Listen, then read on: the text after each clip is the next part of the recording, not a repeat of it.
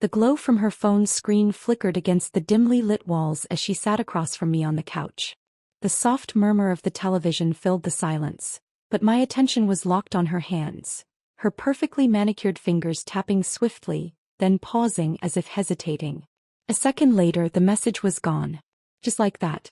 She cleared the notification and put the phone down, her expression unreadable. My stomach tightened. I didn't say anything.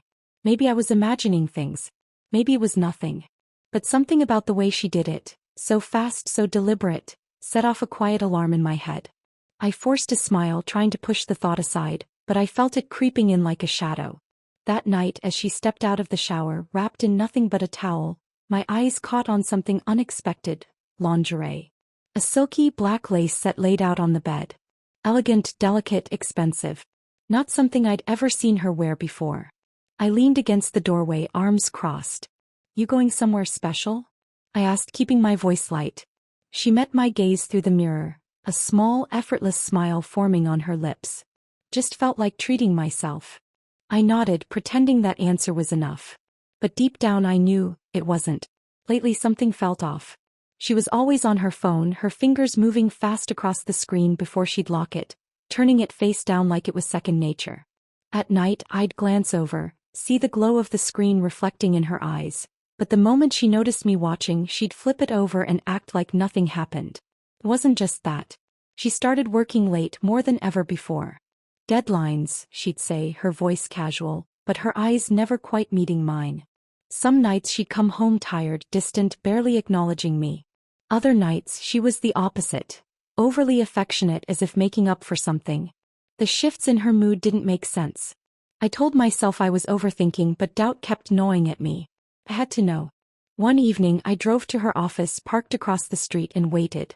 The lot was half empty, the building dimly lit, the sign on the door flashing open, but her car wasn't there. I sat there, gripping the wheel, my pulse pounding. If she wasn't here, then where the hell was she? I needed answers, but I needed them the right way. Pushing too hard would only make her defensive, so I did the opposite. I set the table, dimmed the lights, lit the candles. A bottle of red, her favorite. When she walked in, she looked surprised, but not suspicious. "What's this?" she asked, smiling. "Just thought we could use a night for us," I said, watching her reaction carefully. She hesitated for half a second before nodding, slipping into the chair across from me. We ate, we drank, we laughed. She seemed relaxed, maybe even relieved.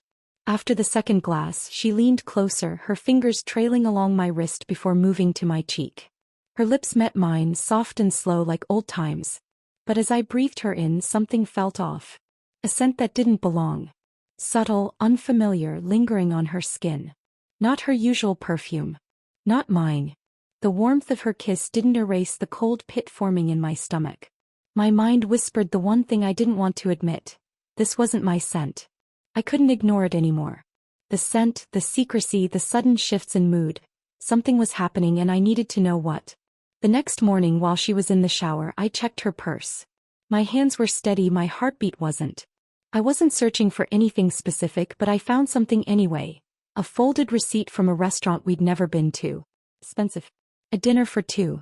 My chest tightened, but I told myself it could mean nothing. Maybe a work meeting. Maybe a friend. But deep down I knew. I checked our bank statements next, scrolling through transactions, my breath hitching when I saw them. Hotel bookings, jewelry stores, charges that didn't add up.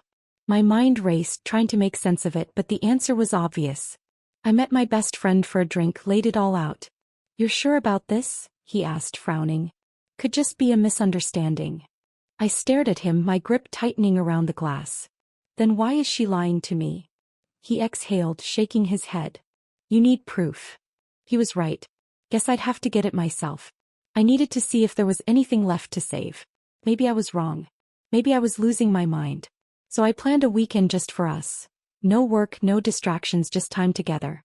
She hesitated when I suggested it, but after a pause she smiled and said, "That sounds perfect." We drove down the coast, the ocean stretching wide and endless beside us. At the beach she laughed like she used to, her hand warm in mine, her eyes full of something I couldn't read. Lunch was wine and seafood. Dinner was candlelight and stolen glances. For a moment I let myself believe we were okay.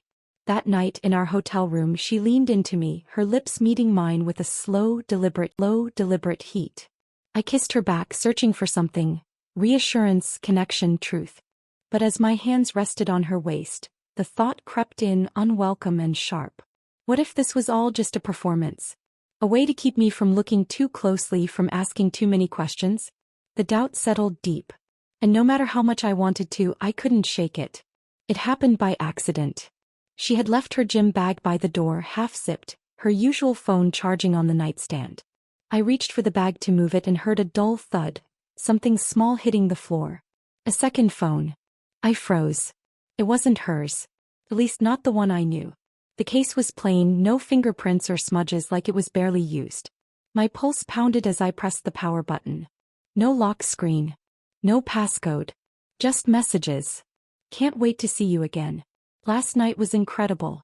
Same time next week? My hands went cold. My chest tightened. Who was she talking to? My mind raced, my stomach twisted, but before I could read more I heard footsteps. I shoved the phone back, zipped the bag. She stepped in, her gaze sweeping over me like she already knew. Something wrong. Her voice was light, but her eyes weren't. I forced a smile. No, she took a slow step closer. You trust me, don't you? I wanted to. God, I wanted to. But how do you trust someone when the truth is staring you in the face? I needed to see it with my own eyes. No more guessing, no more paranoia. Just the truth. That evening she told me she had a late meeting.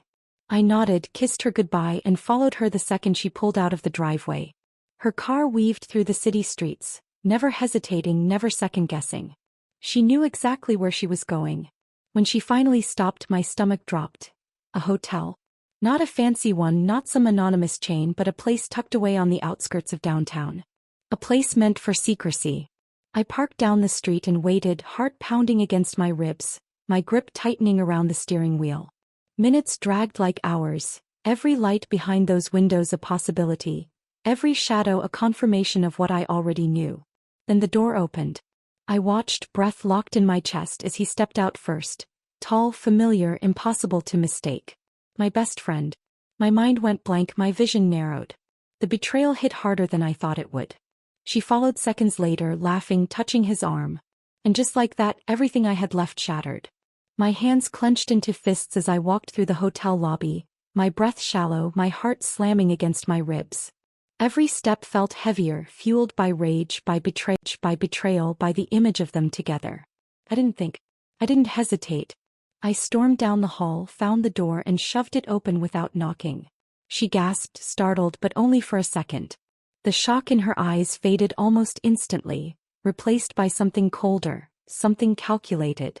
My best friend stood by the bed, frozen, his shirt unbuttoned, his face unreadable. Neither of them spoke. The silence was suffocating. She had spent the entire afternoon assembling a new bookshelf. The instructions were complicated, and the wooden panels were heavier than she expected. I said, he can't even stop, and what he did is crazy. Her dog, always full of energy, kept running around her, knocking over screws and making the process even harder. My chest tightened, my vision blurred. She stepped toward me, her lips parting into a soft, knowing smile.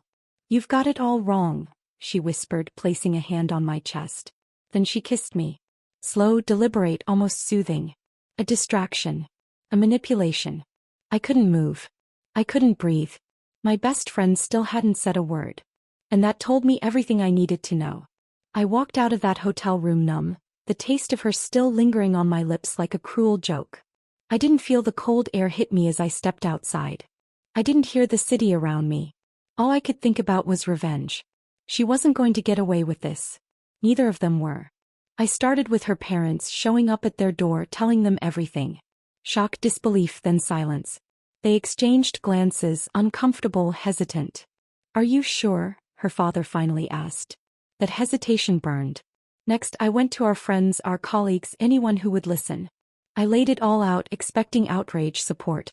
But instead I saw doubt. And then it hit me. He got to them first. The narrative had already been rewritten. I wasn't the betrayed husband. I was the unstable one, the jealous, controlling man who had always had anger issues. The whispers spread, the stares changed. My phone buzzed with a single message from her. You did this to yourself. And as I watched everything I had crumble around me, I realized I had lost. She left, taking our daughter with her. No tears, no guilt, just a quiet finality that cut deeper than any screaming match ever could.